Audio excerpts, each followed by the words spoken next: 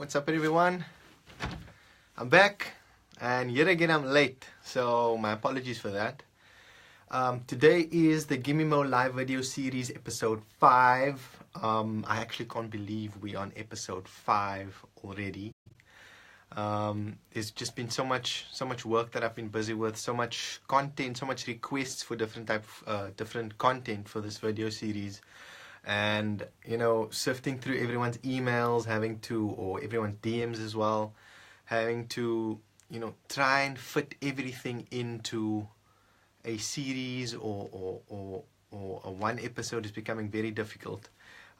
So the reason why today's episode is a little bit late is because I had a couple of requests for some work to be done.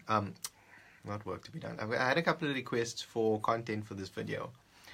And I had prepped everything for the video. I knew what I was going to talk about. I knew the message and the help that I wanted to give everyone. But something happened. So if you read the title of today's episode, and today's episode won't be very long like the other ones. I think I'm pushing like an hour video, which is crazy. I didn't think that'd be that long. But I was following a debate recently on social media, and it was with regards to artists and producers, engineers charging for their services. So I'm going to touch on that today. So, where to draw the line, I want to keep that as simple as possible, keep it as straight to the point as I can. And then I also want to speak about a song that I released last week, which was actually the first song that I ever released where I was the producer doing work for a different artist. I have so much respect for that guy.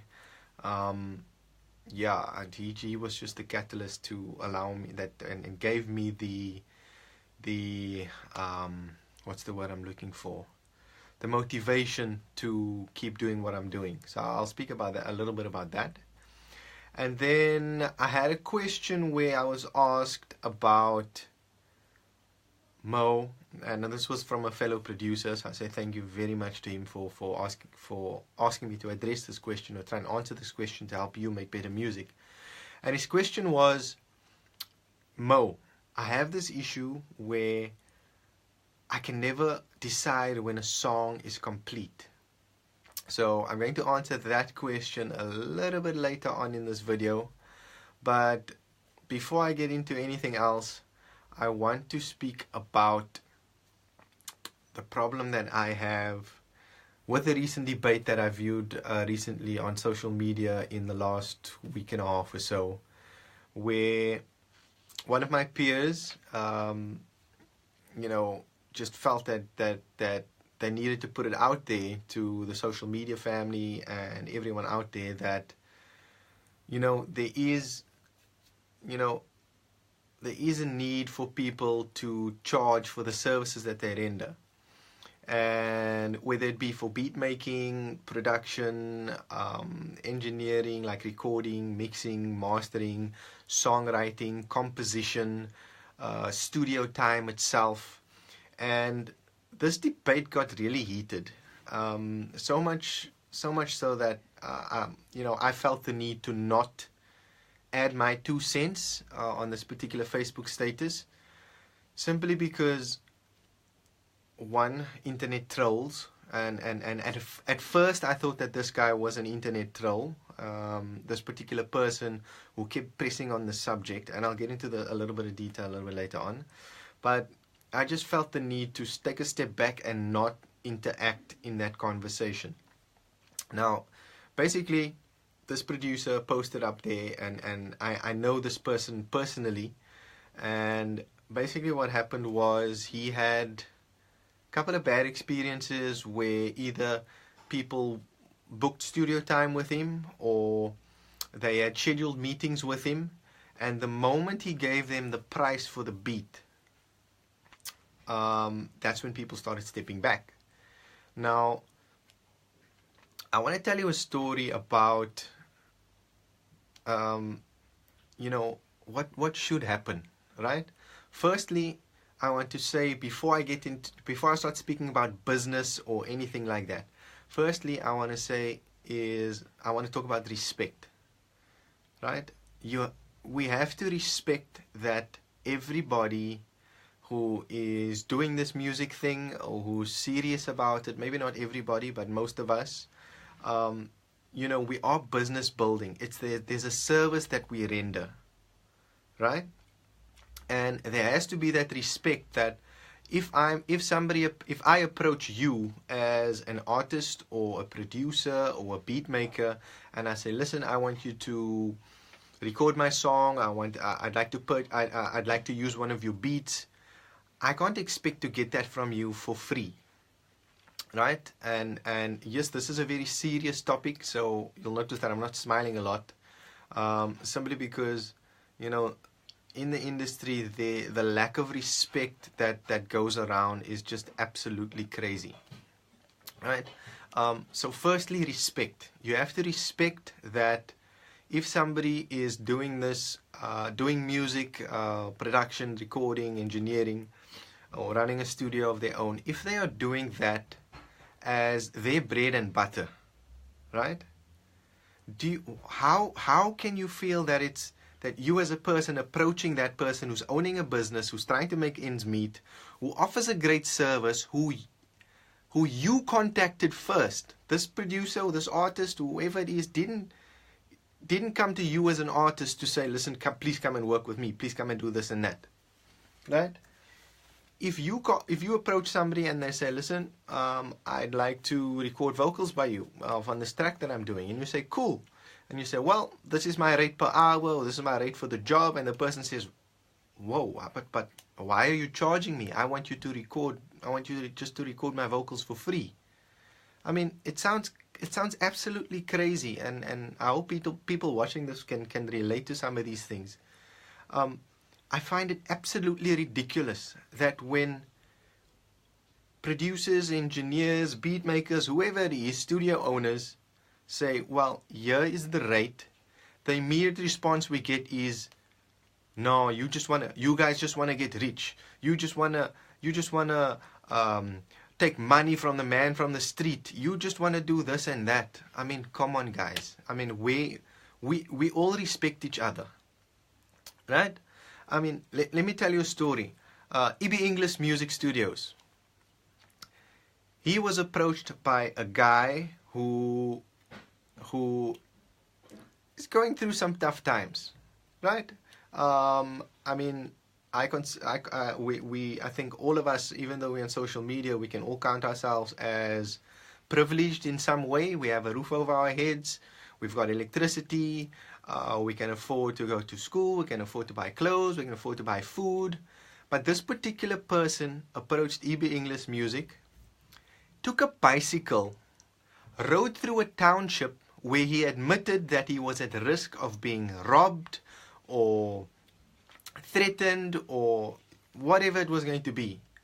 But he made a way to get to the studio to meet with the producer. And what he told the producer was, listen, I would like to do 3 songs with you, right? What is your rate? That's the first thing that he asked. So he stated what his intentions were, and he went straight to the crux of the matter. What is it that you charge?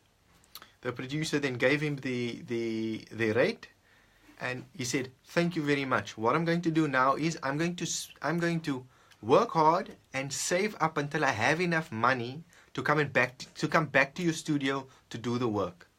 And you know what? 2 months later, he came back.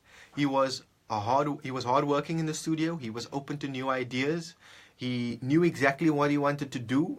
And for me, for somebody like that, I've got a lot of respect. I would work with somebody like that in a heartbeat. Not necessarily because he's a paying customer, but firstly because he respects himself and he respects the people who he wants to work with, right? And if to sort of put it in a nutshell, right? If I mean, especially in Cape Town, the producers, engineers, beat makers, studio owners, the rates are cheap. Right? Really, it is dirt cheap. And I say dirt cheap when I compare, if you compare it to everything else that you do out there. I mean, if you go to somebody and they say, listen, let's just say, for example, somebody charges a rate to do, if they're recording vocals and they use a flat rate. So let's say that flat rate, I'm going to make up figures now. They tell you, listen, I can record the vocals for your track for $400. So whether it takes 10 hours or 20 hours or 1 hour, it's $500. And somebody agrees to it. That is absolutely dirt cheap, right? Because what I find is that, and yes, I'm venting now. My apologies. It's not my intention to offend anyone. I just feel that this debate keeps going on and it needs to stop. Right? I'm going to speak about the other end of the stick as well. So it's not going to be a one-sided message. Now, what I find is the same person who is telling us, and I say us because I include myself, beat makers, producers, engineers, studio owners, the same people who are telling us, I can never afford your rate. Hey, how can you charge me 100 Rand an hour, 200 Rand an hour, whatever it is? Those people come to you, they meet with you, but they got the latest Nike Air Jordans, they got the latest iPhone, they've got the latest, you name it, the latest and greatest in terms of clothing and gadgets. But they tell you, I can't afford the $200 or the $300 for the service that you're going to offer me. Right? Where's the respect? I mean, these same people would go into any of your sneaker stores to buy the latest Nike Air Jordans or whatever it is, and the price is $2.5 grand, and they'll pay it. They'll pay for it. Or if they don't have the money, they'll save up and pay for it. Why are they not going into those stores and saying, are you crazy to sell this thing to me? You should give it to me for free. Right? So imagine everything that I ever wanted, I would just walk into a store and say, hi, I really like this jeans. How much is it? And they tell me, oh, it's $650. And I go, what? I don't want to pay $650. You should give it to me. You should give it to me because I'm going to be famous. And when I'm famous, everybody's going to see that I'm wearing your jeans, and then everybody's going to want to come to your store to buy it. Now, that was said to me once. That was said to me by somebody. So I met up with somebody. They said what their goals are in music, etc., etc., etc. And I said, no, Mo, I want you to do it, and we need to do this, and we need to do that, and it's going to be so awesome. And it was great. And the moment we started talking about, okay, so how are we going to do this? When do you want to start? I was told, you know, Mo, I'm not going to pay you for this, eh? And I was told, quote, I'm going to quote now, I'm going to be really big one day. And when I'm big, that's where you're going to make your money. I mean, come on, guys, man. Now, just think about it realistically. I love people who have goals and who aspire to be better than they are, or to be musical influencers, online influencers, whatever you want to do. But there has to be a certain respect when it comes to these things. Let me see, what else has happened to me before? Thankfully, I've only had that one bad experience, I think. But overall, these things need to stop. Now, I think I've vented enough about that. I don't want to vent too much because I feel like my emotions will take over and I may say the wrong thing. But let me move away from non-payment to alternative payment. I'll give you an example. When there's something called a trade exchange, right? So it's possible that you could pay somebody for a particular service or to do something for you, record your music, produce your music, mix your music, master your music without any monies exchanging hands, right? So, for example, you could have a scenario which happened to me. A really good friend of mine, a guy that I really, really respect so much. He contacted me and he said, "Listen, Mo, I've got these couple of songs that I want you to mix and master. However, I'm just saving up for the money. I'm trying to sell this. And he had a particular thing that he wanted to sell. Pardon? So I told him, look, how much are you selling that for? And the price that he was selling that item for was actually less than the rate that I was charging, or that I would charge for the 3 songs to be mixed and mastered. But I told him, you know what? You don't have the money, right? I'm actually interested in that device. So maybe if you're willing, and before I could finish my sentence, he says, Mo, if you're telling me I can give you that and you'll mix and master these 3 songs for me, I'll take it. And that's what we did. We both benefited. He needed something. I wanted something from him. There was a exchange of the device for the services that I rendered and the work that I did for him. And we never looked back. It's mutually beneficial. The song that I'm going to talk about a little bit later on, the song by Frankie, that, you know, he was the first guy who trusted me to produce a song for him. I've done trade exchanges with him, where I tell him, listen, I've got some songs that need guitars recorded on, so come and do the guitars and I'll produce a song for you. Whenever you want to come and do it, just come and do it. Just do these guitars for me. Now, for a trade exchange, it's not always like for like, right? So it's not, if something is worth 5,000 Rand, you may not necessarily get 5,000 Rand back in return, right? But it's just a mutually beneficial transaction where there isn't an exchange of money, right? So that's another way that you can actually pay, or find an alternative way to pay for studio time, right? Or to have your songs recorded, produced, whatever it is, right? And the third point I want to speak about on this is, should you do work for free? Should you write songs for free? Should you record songs for free? Should you produce them? Should you give away beats? Now, I'm going to be honest with you, I have, right? And I don't regret doing it. But the reason why I worked for free was not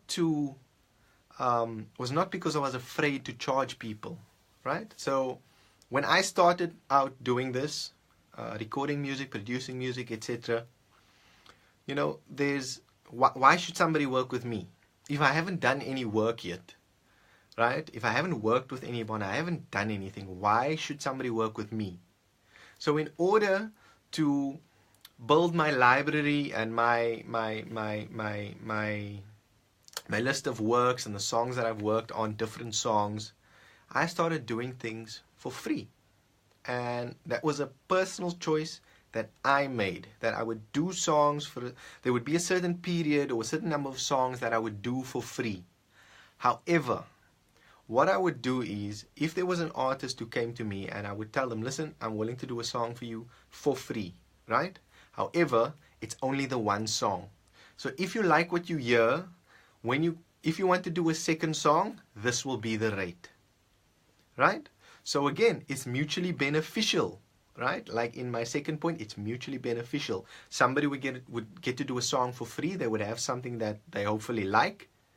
And that would also be, because they had a good experience, they would gladly come back and pay the rate that I charge, right? And I think this is something that everybody needs to understand. I had a really good friend of mine bought some music equipment, and I helped him to pick out some of the equipment that he needed in order to set up his little home studio. However, and I was very honest with him, which is why I'll say it in an open forum, he wasn't willing to put in the work in order to build up a certain reputation or a certain number of songs and work on his craft that would allow him to charge people to work with him. So he had this perception that if he had all of the equipment, it doesn't matter whether he was good or not, people would want to come and work with him, right? And obviously it didn't go well, and he ended up selling his equipment. I actually bought his headphones because I liked the headphones that he had. So guys, it comes down to respect, right? Respect yourself, Respect the person who is doing the work, or you are asking to do work for you, right? If you can't pay, if you don't have the money to pay for it, you can either save up or speak to the producer or the engineer or the studio owner, the songwriter, the beat maker, and ask them whether there is an alternative, mutually beneficial payment, a trade exchange that you could do, right? Whether, if you're a musician, if you can, offer your services to play some live music or record some live music. So there are lots of ways that you can do it, right? But just remember, none of us are walking into Pick n Pay, asking them what the price of the bread is, and then us saying, no, I shouldn't pay for this bread. You should give it to me, because I'm going to be famous one day, and then everybody will know that I bought my bread at Pick n Pay, and that's how you'll get it. Now, don't get me wrong. There are times where as a producer, if you are a producer or a beat maker, you just love making music, right? And you have absolutely no intention of charging anyone a cent, right? That is your personal choice, right? Again, your personal choice. Don't impose your choice on every other music producer or artist or engineer or studio owner out there because of your personal beliefs, right? So this guy in this post was saying things like, you guys just want to be famous, and I don't care if I do music for somebody, and it blows up. And I mean, that was that guy's personal feeling on it. But I just feel it's the way he came across, it sounded firstly like an internet troll, right? And what we do find in the industry is some form of jealousy or envy for other people's success, right? So first, it's a lack of respect. I mean, we've got some artists, musicians, producers watching this video right now, and all of them will tell you, yes, I run a studio, yes, I record music, and if I need their services, I call them and I tell them, this is the minimum rate that you will charge. You will not charge this artist anything less than this. Because firstly, it's a lack of respect to want things for peanuts, right?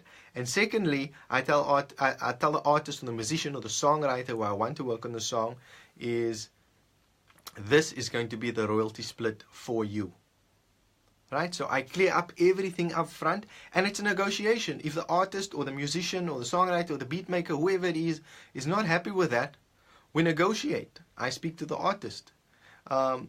I mean, Francois Mellem, who I'm going to speak about a little bit later on, at Frankie is watching this video. He's the guy singing the song that I released last week.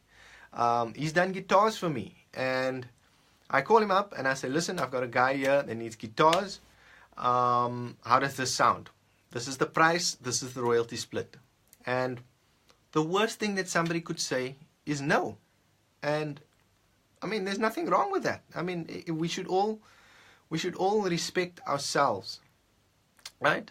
So I'm going to move away from that. If you missed the first part of this video, I urge you to, once the video's completed, once this video ends, go and watch the beginning. Yes, that is me venting. I was, on a bit of a rant about this, should you charge, and, where to draw the line and all of those things. But it's something I felt I needed to speak about, and it actually wasn't something that I planned on doing in episode 5, but because I saw this post online, I felt the need to speak about it, give my personal views and opinions on it. So everything I say in this video are my personal views and opinions. I'm here to help you. So today's video, should we be charging people, and where to draw the line? Guys, it's all about respect. It's all about respect, right? So if you tell a beat maker, I don't want to pay you the 1,500 Rand for your beat, you must give it to me for free, we will say no. I would say no. Unless there's something definitely mutually beneficial, right? So let me give you another example. I'm part of a production team called 3 on the Floor. So it's myself, it's Kaimak and the Englishman, right? So GimmeMoe, Kaimak, and the Englishman. So we're a production team. We do work together, and we pitch songs, right? So people can sample the tracks. When I say sample, I mean not sample, source the tracks. So it's completed songs. So for example, we were asked to do a song for one of the biggest female artists in Ghana. We got together one day, we finished the song, we wrote the song, everything. We did a rough mix and master of it, and we sent it off. They came back to us and they said, we love the song, but we want it for a different artist. And we checked it out, we discussed it, and we decided, you know what, we're going to retract that. We're going to hold on to the song, and we would sell it to somebody in South Africa, right? We then pitched it around, and somebody came back and they told us, listen, we really like the song. It's for this female, for this girl group, new girl group. How much do you want for the song? And what we decided was, we said, listen, if you really like the song and you're going to take it and it's going to be the first single, take it, right? We won't charge you for it, right? But these are the terms. This is why we are not charging you. And we discussed it, and it was mutually beneficial whether it came down to royalty splits or how the song was pushed, etc. Right? That was a choice, personal choice that we made. But if I go back, you'll hear, or you would have noticed that the record company asked us, what do you want? What do you charge for the song? Right? So there was respect. Even though I know this person very well, I know this person very, very well, the first question that came out was, how much do you charge? Right? So even among friends. So for example, everyone knows that Ibrahim Inglis and I are really good friends. But if I need something from him, or I need him to do something for me, I'll pay him his rate. If he needs something from me, he pays me my rate. Mr. Malum, if I need something from him, I ask him what his rate is. I don't expect to work for free. No matter who it is, right? It's just, it all comes down to respect, guys. So I'm going to repeat something I said earlier. If you're standing in front of me, you're wearing the latest Nike Air Jordans, all of these expensive clothes, the latest tablet is in your bag that you've got with you, you've got the latest iPhone or Samsung, and you tell me you can't afford the 300 Rand an hour or the 200 Rand an hour for a vocal recording or 1,500 Rand for a beat. Come on, guys, man, really? Do you really expect us or anybody to respect you when you are saying that? Right? It just doesn't work. So respect yourself, respect other people, just respectfully. And I've done it before where somebody, I met with a guy really talented and he wasn't happy with my rate, and I'll say, look, I would have loved to work with you.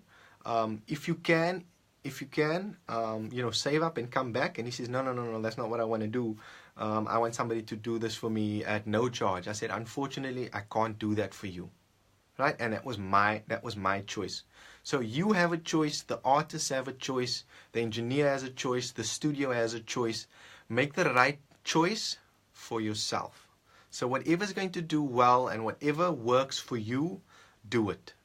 However, am I telling you as an artist or as a producer or as an engineer, as a musician, that you have to go out there and work for free just because I think so? No.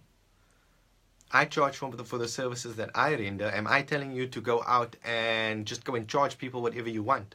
No, I'm not saying that either. What I'm saying is make that personal choice and decide what's best for you. What are your aspirations? Do you want to run your studio, or do you want to become a producer full time? If you want to do that full time, we all need to make ends meet, guys. Right? There we go. Pick n Pay doesn't accept exposure as a form of payment. Thank you very much. And I mean, I've been on stage before. I've performed a lot, and we even get that, right? And that's actually something we tend to tell artists when they say, yeah, but I don't want to pay you for this. I'm going to make my money afterwards. And then when the artist goes to do a show or to perform somewhere, and the event organizers say, well, we don't have a budget to pay the artist performing, but you'll get good exposure, right? As an artist, you're now faced with the predicament that we as producers and engineers are faced with, right? Where somebody says, we'll pay you in exposure. Well, your bond is not going to be paid by exposure. Your car, those fancy Nike Jordans and all these tablets and your cell phone contracts and everything are not going to be paid by exposure. So respect yourself, guys. Seriously, respect yourself. I mean, everybody wants to invest in themselves. If you want to work with a producer and you're really hell-bent on working with this person, do it. Yeah, Malam, you see, you've gone through the same things, but they're the next big thing. They'll take you to the top with them. No, it doesn't happen.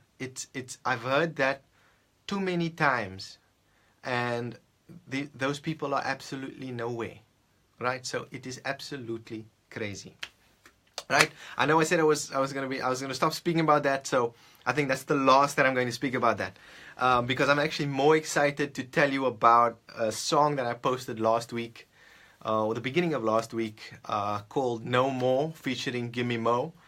The song is by an artist called Francois Mellum. He's watching this video right now, and that song is an important song for me personally. It's not my song, it's Frankie's song, but it has had such a big influence and impact on everything that I do when I make music. Now, I think, Frankie, we did that song back in 2007 or 8. I actually don't even know. I just found all the separates on my hard drive. But I think it's about 10 or 11 years, maybe 10. And you know, I met Frankie through some mutual friends, some of my peers, and he said, Mo, we have to do a song. And I said, look, let's just get together and let's just do it. So we got together. I made it clear up front that I would not charge him for it, because this would be, the first track that I would ever do for an artist. 2008, 10 years ago. Thanks, Vishal. So it was 10 years ago. So Frankie and I got together and we just started messing with some ideas, and we came up with a concept for the song where, you know, R&B was really a thing back then, you know, Neo, and, you know, making these very emotive songs, right? Songs that would give you goosebumps. And we came up with a concept. I had started with a little piano piece with a very basic beat, and I was messing with some ideas for a guitar, and then he said, no, dude, let me bring my guitar tomorrow evening, and I'll lay down some live guitars. And I mean, we got the music together in about 2 or 3 nights, but when it came to the songwriting, we actually put a lot of effort into it. I remember us sitting one night, and all we needed was one line. It was one line. And I remember sitting for 4 hours. I remember one night sitting for 4 hours. Frankie, it could have been from about 8 to midnight. We were just struggling, and there was no music playing. It's just us sitting and trying different lines, different lyrics, different melodies to see if that would actually change it. There's a line in the song also, I remember, that goes, you think that you're my maternal keeper. And initially we had just written down some rough lyrics, and we wanted to say something about, because if you heard the song, you'll hear it's like a breakup song, and you know, it was about a clingy partner who sort of, you know, at times they feel like a kid. They're too clingy. They want to be controlling, and no, you can't do this, no, you can't do that. I can't remember the exact thing, but I know we wanted to say something about a mother. And I remember us going on to Google. It was some serious writer's block. I remember us going on to Google and, you know, checking thesaurus, mother, and then up came maternal keeper, and then we just jumped up, you know, after 4 hours or whatever it was, and say, that's the one. And then after we had finished the songwriting, and I remember that taking a long time, so we would meet on consecutive nights, right? So it wasn't one night this week, one night next week. It was Monday night, Tuesday night, Wednesday night, Thursday night. Dude, come Saturday morning, I think it was just Fridays and Sundays that we didn't work. And what we then did was we moved on to live guitars. So at the time I was working in Cubase, and Frankie had brought his guitar. Oh, such a nice guitar. Sure, it's a pretty thing. And I plugged him into the sound card, brought up Amplitude, and I recorded into Cubase. And I told him, listen, just whatever comes to mind, just play it. And wow, he just guitar. Guys, if you need a songwriter, a vocalist, a performer, a musician, a guitarist, Francois Mellum, he is watching this video right now. Go add him. Use this guy in your productions. Use this guy as a musician. Wow, wow, wow. Anything from death metal down to jazz, this guy can do it, and do it well. I kid you not. I'm not telling you that because he's my friend. I'm telling you that because it is an absolute fact. So anyways, we started recording the live electric guitars. And then what I told him, he wasn't quite happy with some of the solos. There were good bits and there were some not so good bits. And there were bits that fit the song really well, others that didn't. And I told him, listen, I hear some parts in the right places, and I'm going to sort of chop them up and do like a little comp of it. So that guitar solo that you hear somewhere later on in the song, it's either before the bridge or after the bridge. I chop them up and I put them together, and then I also do backing vocal. I do towards the end of the chorus that go on, get gone, gone, go on, get gone, gone. That's me, hence featuring GimmeMoe. It just added a different edge to the song. Yeah, and when I was done with that song, I was so super proud of it. You have no idea. I'm still proud of it today. It's still, when I play it, I still get the exact same goosebumps. I get the exact same feeling. It's just played such a big role in my life as a producer, an engineer, songwriter, an artist. And I'm saying this from the heart because it's absolutely true. It's just working with him, just, you know, it just validated everything that I believed that I could do. It's just before I worked with him, I was afraid to take that leap. And in him saying, I want to do a song with you, and when I told him I hadn't done work with anybody before, and he said, I don't care, I want to work with you, let's just do it. You know, it gave me that push, that drive, that motivation to actually, you know, commit and do the work. And I've never looked back since. He has an open door to my studio whenever he needs, whatever he needs, I'm here. And I'm not saying this just because, you know, like, you know, because of the work that I've done and everything. I'm not making this up. It's the absolute truth. Francois Mellum, I thank you, my brother. I love you so much. You have no idea, right?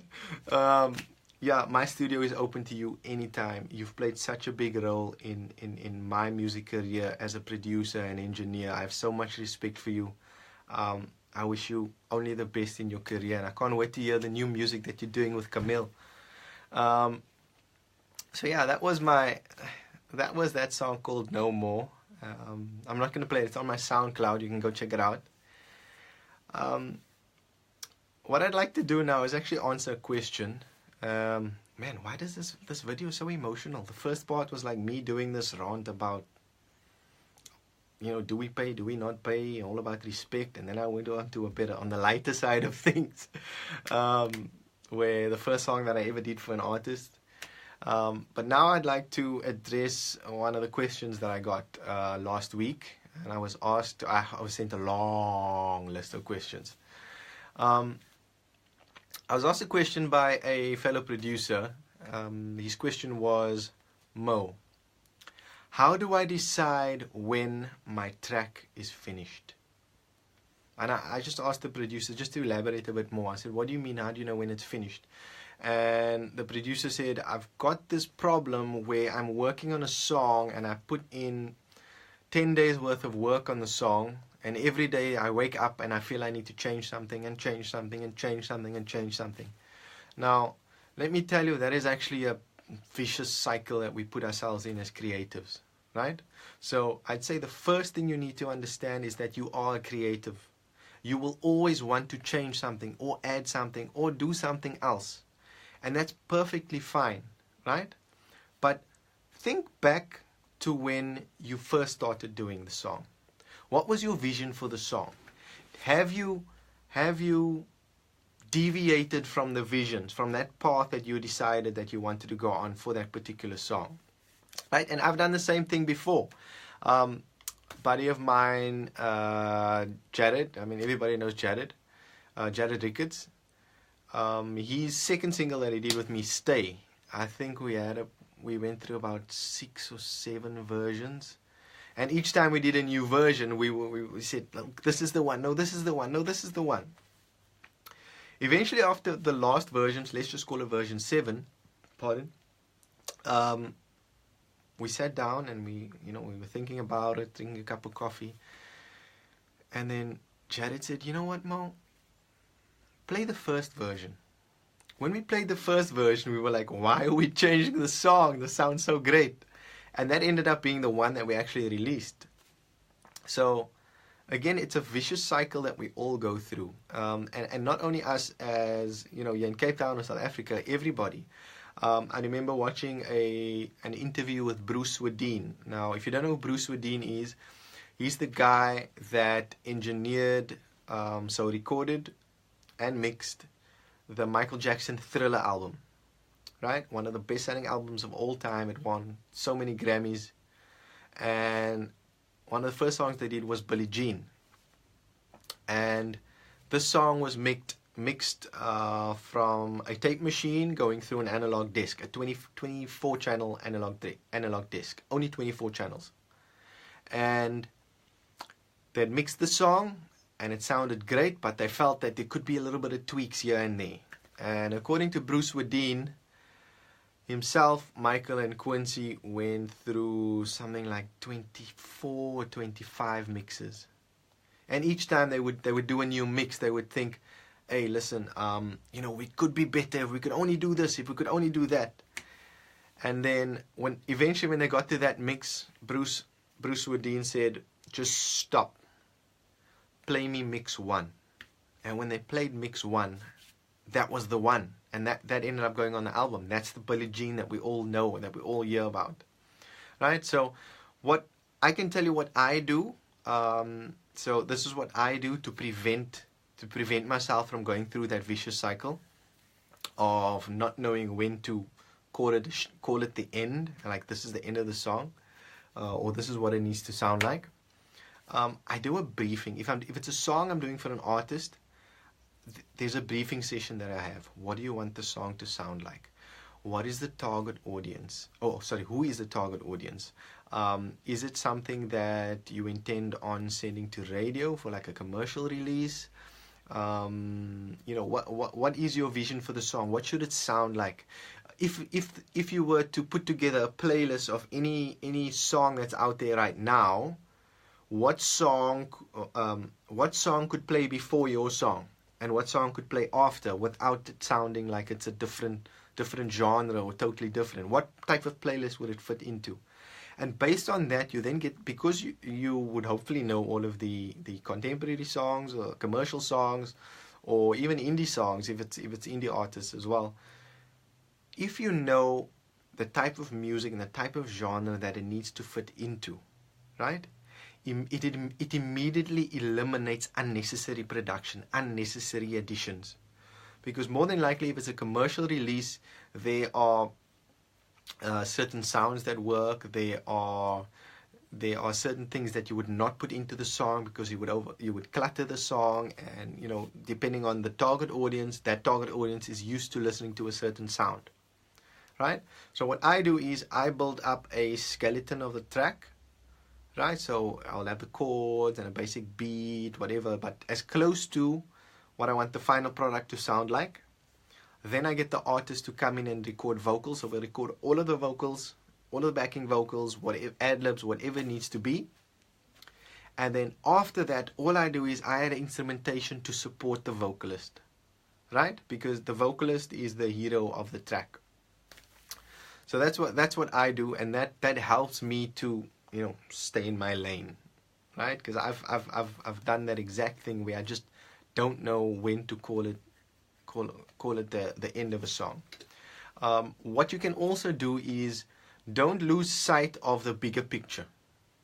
We all tend to zone in on, hey, this kick or this snare or this hi-hat or this bass is just not doing it.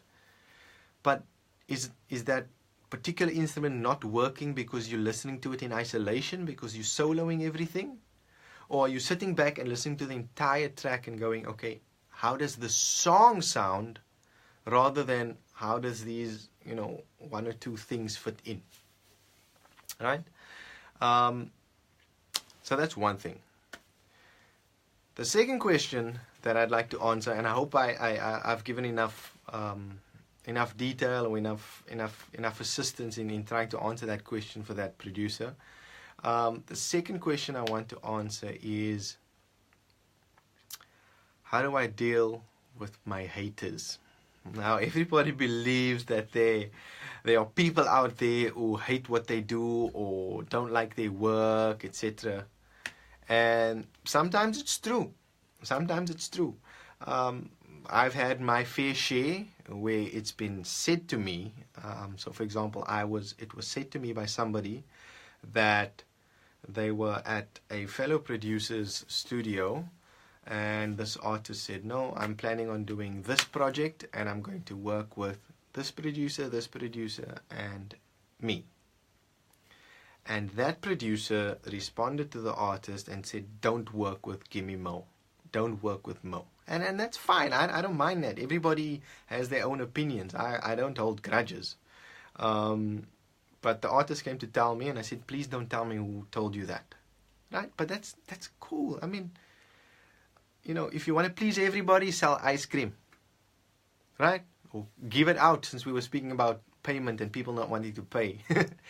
You know what? Ice cream. Sell ice cream if you want to please everybody. Right? I do what I do because I love it. I offer services. People pay me for those services. Or there's a trade exchange for if there's a mutually beneficial arrangement that we can come to. Now, the examples that I was given for this particular question, how do I handle my haters? Now, I could oversimplify it and say just ignore them, right? But I don't want to do that. What I want to tell you is, for your haters, firstly, they're your biggest fans. So no matter what you release, no matter what you do, those people are listening to it. So if you like to rack up the views or rack up the plays or whatever it is, your haters are first in line, right? So appreciate, thank them, right? That's my recommendation to you. Thank them. I got another, you know, it was such a long question. There were so many examples. One example was, Mo, I did this track, and another producer listened to it and then started giving me, you know, like notes. Don't do this next time. Don't do this next time. Don't do that. You know, I'm just listening to it from, you know, from a fellow producer's point of view, or a fellow engineer's point of view, or a fellow musician. Don't take these things so seriously, man. Everybody would do things differently if they had done the project, right? And that's fine, but shift all of that focus and energy that you're putting on thinking about all of these people that don't like what you do, or they gave you feedback that you didn't like, right? You could either choose to internalize that in a negative way, or say, you know what, thank you very much, I really appreciate it. Thanks for listening to the song. I'll try and apply those principles in the next track that I do. It's simple. What I find is we all focus on the negative, and we we waste our time doing that. We should actually sit and focus on all of the positive things. I don't know if you know the saying, if you are looking for something negative or something bad or something wrong with something, you'll find it, because that's what you're looking for, and you will look at it in as much detail as you can. Now, just imagine if we all did that in a positive way. Let's look for the good. Let's look for the nice things about something, right? Immediately that mindset, makes everybody happy. Hi, Miranda, how are you? I'm going to tell you a story now about the lady who just commented on the status. We worked together a couple of years ago. She was working with a producer in Joburg, and we recorded vocals. And while we're recording, she has such a great voice, but I felt like she was holding back, and I really tried to influence her to try and reach those new heights. And I helped her a bit with the songwriting, and by choice, I didn't ask for any royalties. By choice, I said, Miranda, this would be better. So she came in and she sang, and she had a friend with her, and I don't know if it was the friend or me, but guys, I can't believe I'm going to say this. She was in tears. And I was afraid that it was me pushing her and pushing her and pushing her and saying, you can do it better, you can do it better, you can do it better. But she insisted that it actually wasn't me. It was her fear that, it was her fear that she was holding back, right? And she was struggling to get over that. And then it was a humbling experience for me. I admit not everything I do is perfect. I'm not saying I'm perfect. I'm not saying everything I do is correct. But it was a humbling experience for me, because I had to sit back and say, okay, look, what would have happened if I hadn't pushed her? Would that still have happened? Right? And I mean, the song came out so great. Wow, what a song. What a talent. Thank you so much for coming through to work with me. I hope you don't mind that I shared that story. It's just a personal story that I tell people. And I actually play them the song as well. I say, this is what it was, this is what it sounded like at the end of the night.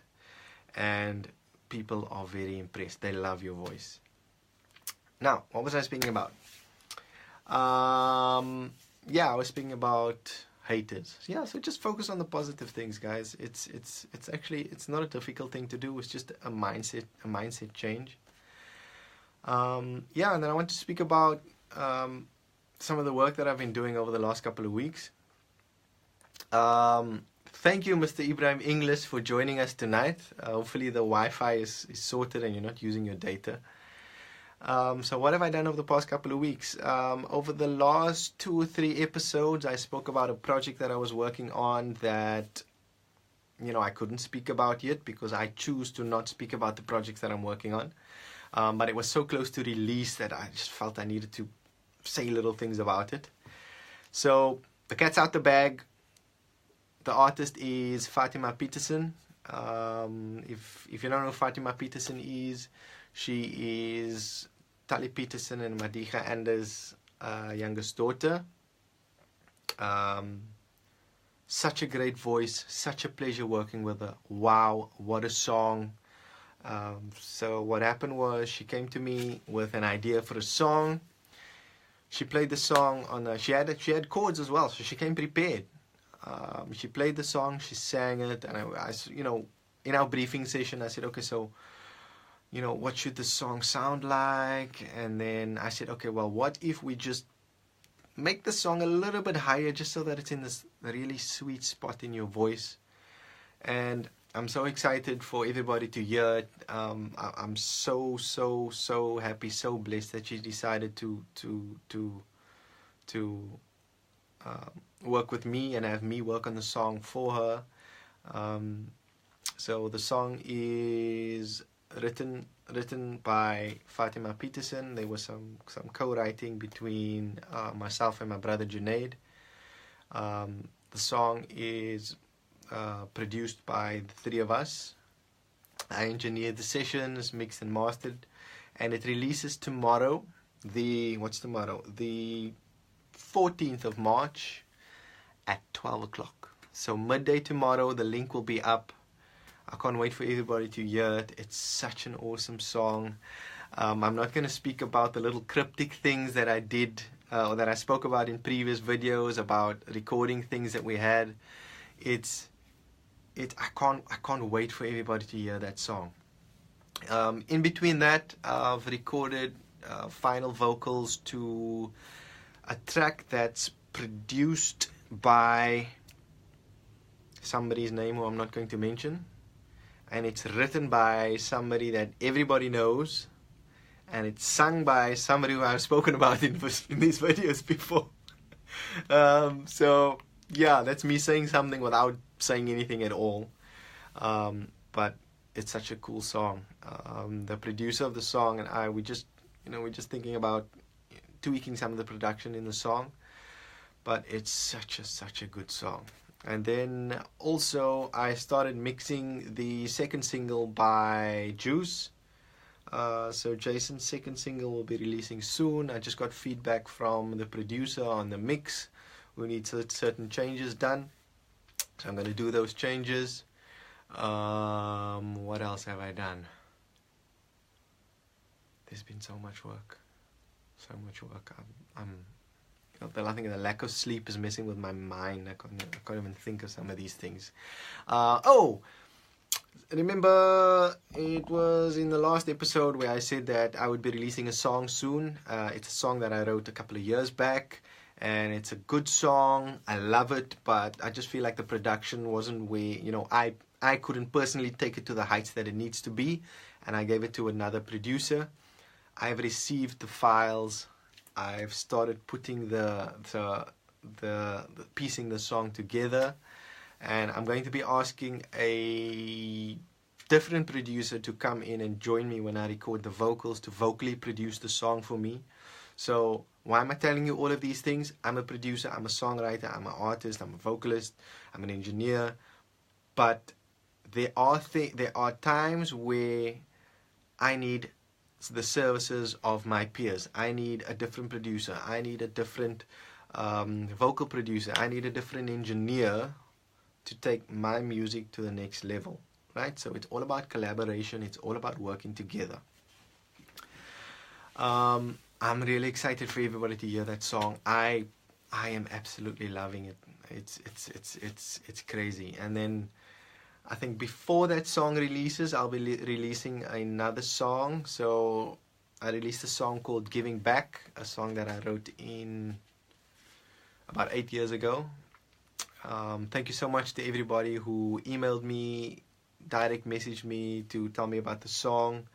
I really appreciate it. I'm letting go.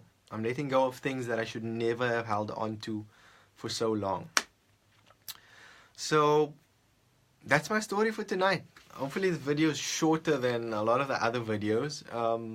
For anybody who joined late and who was interested in hearing my piece about, producers and people charging for services and people saying no and this and that. After I post the video, once I've ended the video and I post it, go watch the beginning of the video. Lots of emotions in here, so I just needed to vent a bit and get some things off my chest. Go on a bit of a rant about some of these things. So that's the first part of the video. Then I moved on to, a good emotional part of the video where I speak about the first song and working with Francois Mellem. It's the first song that I ever did ever produced and recorded for an artist. Something I didn't cover in that section is that, there are still people who are speaking about or asking me about, Mo, what about, what if I get this piece of gear, or what if I get that piece of gear? Let me tell you, I recorded that song into a, Audio Track Maya 44 PCI sound card, right? It was in a PC that didn't have an enclosed case. The fans in that thing made so much noise. I had to put like a blanket over it to block out the sound. And everything I recorded through a little Behringer mixer, right? So I have a little small mixer. I still have it. Yeah, and it went into that computer, and I mixed and mastered that on an old hi-fi, like a Sansui hi-fi. So the outputs of my sound card went into the amp of the hi-fi and out into these small little speakers. And that was cool. I had speakers, I had a sound card, I could record music, and I just did what I did. I just focused on making more music. So in all of my videos, I say the same thing, just make more music, guys. Now, unfortunately, I know people were looking forward to episode 5, where I was going to chat about the mythical shoestring budget and, you know, some options on what people can buy for equipment to get started. That's going to be episode 6. So hopefully there's nothing happens on social media that makes me change the topic again. So I do apologize for those who were expecting that to happen in this episode. That's going to be in next week's video. So the mythical shoestring budget, and some of the lies that you are told on YouTube, and you know, some of these companies trying to sell you more gear. Now, if you watched last week's video, you know, yes, I have a lot of gear, and some of them were gifts to myself. Some of them I bought for very specific reasons, but I never use an excuse that I don't have a piece of gear. That's the reason why I can't make music, right? But I don't want to get too much into it. That'll be next week's video. As you'll know, at the end of every video, I give about 2 or 3 minutes where anybody can ask me any questions that they may have, music related, production, recording, whatever it is. So if anybody has any questions, yes, my wife bought me some of my equipment. She's just made it public knowledge. I will make it public knowledge. Yes, she bought me some of it. So not only do I spoil my wife, but she spoils me. Zoet, goeie number. Hey, that's not a question. That's a statement. Janine, I said I answer questions. So, Zoet, yeah, I played the male lead in a District 6 style musical when I was in high school. And I played the part of Zoet. Zoet, was it Zoet September? Or I can't remember what the surname is. And yeah, we sang some original songs in there. I had the opportunity to go back to my old high school and perform the songs at my old English teacher's farewell, retirement party. So it was really awesome to do that. Mr. Mallam, yes, and she allows me to buy the rest. Yeah. No questions. If there are no questions, I'm going to call it time on this video. I'm going to give it 1 or 2 more minutes, and then I'm going to wrap it up. So let me just see if I can scroll through some of these here. It's a beautiful story. It's all about encouragement to understand the artist. Thank you so much, Fernanda. I really appreciate the kind words. Yeah, just let me know if you ever need more work done. I'll gladly work with you any time. I'd recommend you to almost any person. Yeah, the next video is going to be interesting. Frankie.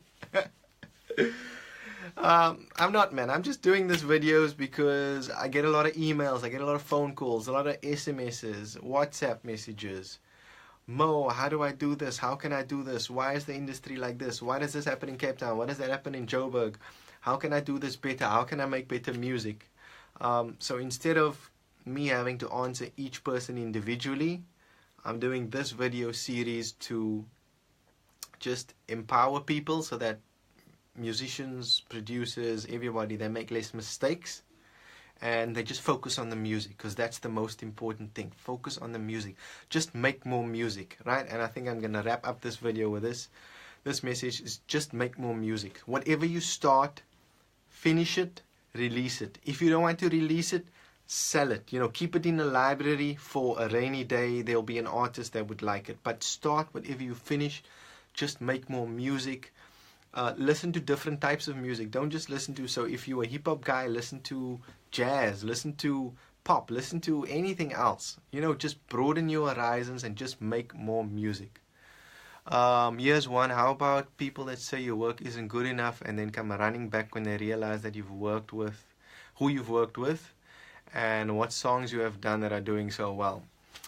Yeah, so that happened to me. That happened to me. I know it's happened to a lot of other people, where, for example, if anybody knows me, I'm very honest. Yes, the camera angle looks so nice with my studio in the background, but my studio is in a very small room, right? But it sounds great. I get a great sound out of it. I'm not ashamed to say a world-class sound, and you know, I've had feedback from people who I don't know, which is most important, saying, I didn't know that was a local track. I didn't know that this one, you know, this was made in Cape Town. This doesn't sound like it's from South Africa.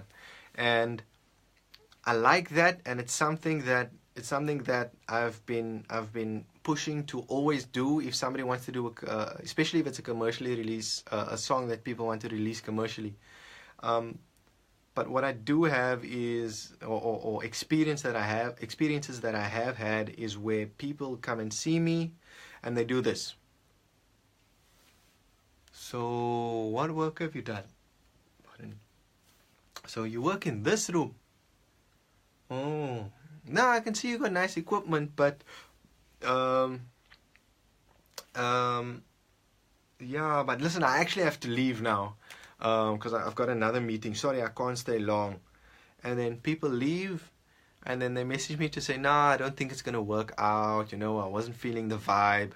And then maybe on that same night, somebody hears the SA Top 10 or the year song that I've done that plays on radio, and people, and then those same people come to me because sometimes my name gets used on radio. So one of the DJs would say, hey, that was so, this was this artist. It was actually produced by this guy. And then all of a sudden, the person who ran away and said they weren't vibing, they were in here for 10 minutes, all of a sudden want to come back and work again. That's cool. That's cool if that's what you want to do. But don't base things on what you see, right? Base it on what you hear, right? Yes, what I did tell everybody is that it's important to have a good relationship with the producer, but take the time to sit down, have a cup of coffee. If you're not feeling the vibe, that's cool, right? But just make more music, guys. Think a dynamic future, work in a dynamic present. That's my uncle, guys. Add him. Such a great guy. He's my mom's brother. Uncle Fadil, love you. Yeah, guys, that's my story. So again, next week I'll be speaking about the mythical shoestring budget, and just to sort of help you to focus your thinking on, you know, if you want to record something and you're just worried about quality, because the performance and the music is most important, but you just want to record something, I'll be telling you something about you know, some of the things that you can buy, one or two little small things, and also why you shouldn't use your equipment purchases or your lack of equipment purchases as an excuse for you not making music, right?